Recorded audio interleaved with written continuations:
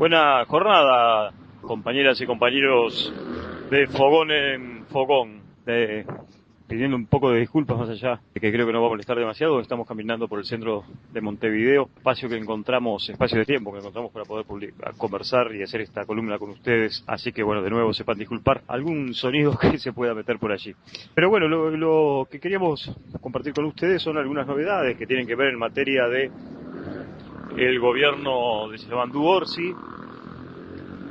Gobierno que, como ustedes saben, a nuestro entender, está teniendo desde el punto de vista de la comunicación política algunas dificultades. Nosotros creemos y digo nosotros porque somos un conjunto de periodistas que más o menos nos estamos encontrando con esta situación. Ustedes ya saben que el gobierno está a punto de cumplir los 100 días de gobierno,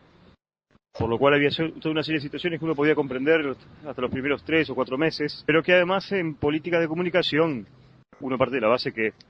estas tienen que estar definidas conceptualmente desde el primer día. Un gobierno no asume el 1 de marzo y ahí se empieza a resolver y a definir qué metodologías utilizar. También entendemos que puede haber un problema de, un tiempo necesario para el armado y el funcionamiento de los equipos, el aceitado de la maquinaria, pero bueno, seguimos teniendo problemas y voy a poner 2 ejemplos de esto. Uno tiene que ver con una serie primero de desautorizaciones que el propio presidente Yamandu Orsi no es la primera vez que realiza, con declaraciones del secretario de Presidencia, Alejandro Pacha Sánchez, o de uno de los senadores más importantes del movimiento de participación popular, como es Daniel Casciani. En el caso de este último, uno podría llegar a pensar que, en definitiva puede haber una versión que sea la visión de la Presidencia de la República, que no necesariamente tiene por qué siempre coincidir con la de el legislador, por más que sea legislador por el equipo, o mejor dicho, por el sector político que ha llevado a Yamandu Orsi a la presidencia, que de hecho es el sector político que tiene o debería brindarle de mayor respaldo. Pero en algunas situaciones se han producido estas contradicciones. Por ejemplo, con el famoso, ustedes saben, tema de la compra de 4.000 hectáreas por parte de Colonización y el debate sobre si Eduardo Viera, su presidente del Instituto Nacional de Colonización, debería seguir al frente su calidad de colono. Casciani en varios medios ha expresado que no era la primera vez, porque una cosa que nadie podía comprender era cómo a la hora del Parlamento votar la venia de Viera nadie se dio cuenta que era colono a la vez.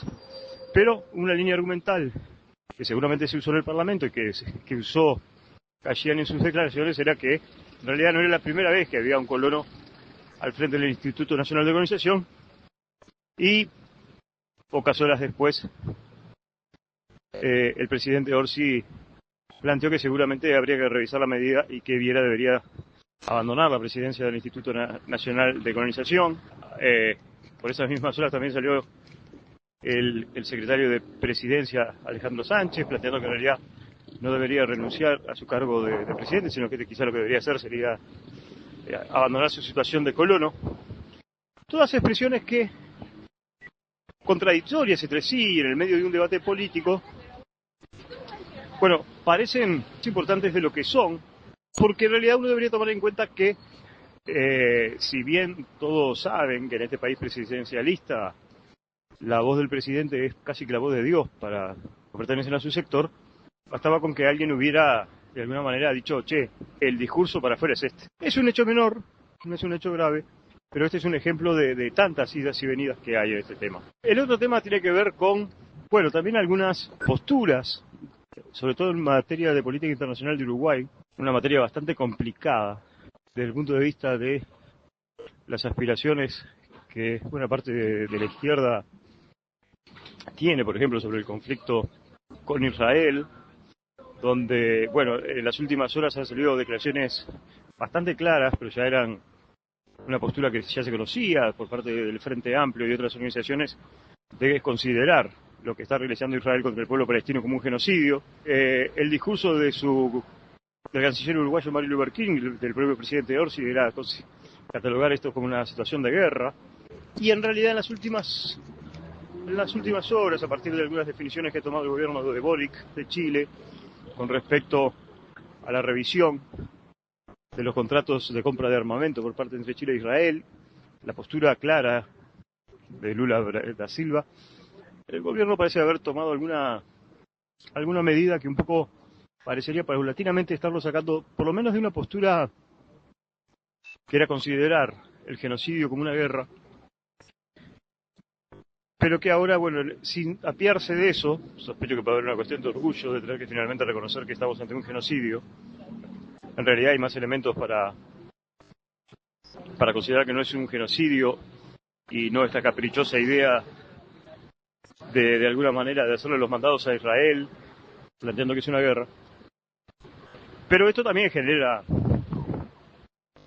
es un reflejo, una expresión de estos problemas de comunicación, que entiendan, estamos hablando de comunicación política. Y el tercer ejemplo con el que queremos terminar, porque esto aspiramos a que pueda ser un debate que se dé en las propias filas del gobierno, tiene que ver con una concepción de la información que no construye comunicación política. Primero creemos que hay un problema objetivo de recursos humanos. El gobierno ha contratado una buena cantidad de colegas que efectivamente que son periodistas, muy buenos periodistas, muchos de ellos, de hecho, de renombre, pero una cosa es ser periodista, otra cosa es ser comunicador político y construir comunicación política. Vale decir que con ser periodista no alcanza. Allí podemos tener el ejemplo claro, por ejemplo, de una senadora que mantiene un relato político de muy bajo perfil, como es la primera senadora de este país, la senadora Blanca Rodríguez, reconocida periodista en los medios, pero que, sin embargo, claramente parece que allí justamente el perfil de periodista se ha convertido en un techo. Pero bueno, en el caso de Blanca Rodríguez podríamos decir que tiempo al tiempo. Pero voy a poner un ejemplo más claro. Nosotros solicitamos, una semana antes de lo que ocurriera con la ex ministra de Vivienda, Cecilia Cairo, una entrevista, y quien se encargaba de sus comunicaciones, que es una agencia de comunicadores, un elemento que llama poderosamente la atención, que buena parte de los comunicadores o los encargados de la comunicación de los ministerios pertenezcan a una agencia de comunicación además que trabajó desde la campaña electoral del nacionalista Juan Sartori hasta ser la comunicadora de importantes empresas multinacionales de este país. Pero bueno, quitando estos elementos, cuando solicitamos esa entrevista se nos planteó que cuando la ministra tuviera algo que comunicar se nos iba a avisar y la entrevista no salió. A nadie cabe duda que hay una parte de la comunicación que tiene que ver con la necesidad de los comunicados o de las comunicaciones que los ministerios o el propio Poder Ejecutivo debe hacer. Hay otra parte de la comunicación, sobre todo la que construye comunicación política, que tiene que ver con saber cuál es el pensamiento de determinadas personas que están al frente de cargos de responsabilidad con respecto al tema. Aquí no es una cuestión de poner personas que en algún momento tienen que haberse tomado la decisión de darles la responsabilidad en función de su trayectoria con respecto al tema,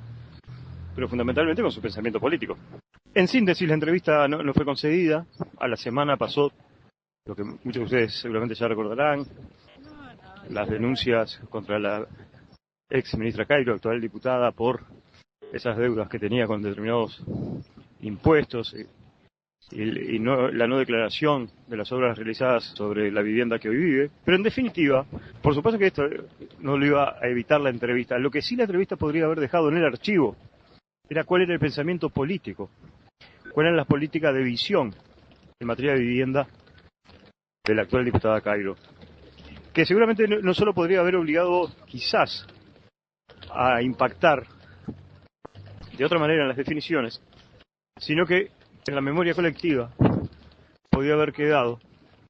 que este error tiró por tierra una buena, una correcta, ¿por qué no una integral visión de quien fuera ministra de Vivienda sobre justamente las políticas habitacionales en este país? Bueno, eso no va a quedar en el registro, eso no quedó registrado y repetimos,